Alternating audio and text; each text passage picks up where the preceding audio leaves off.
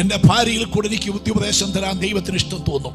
എൻ്റെ മക്കളിലൂടെ, എൻ്റെ മരുമക്കളിലൂടെ എന്നോട് സംസാരിക്കാൻ ദൈവത്തിന് ഇഷ്ടം തോന്നും. ഞാൻ ഒരിക്കലും കണ്ടിട്ടില്ലാത്തവരിൽ കൂടെ എന്നോട് സംസാരിക്കാൻ ദൈവത്തിന് ഇഷ്ടം തോന്നും. ഒറ്റ ഉദ്ദേശമേ ഉള്ളൂ, എന്നെ നിത്യതയിൽ കാണണം. പ്രീസലോ, എൻ്റെ കുറവ് തീർക്കണം.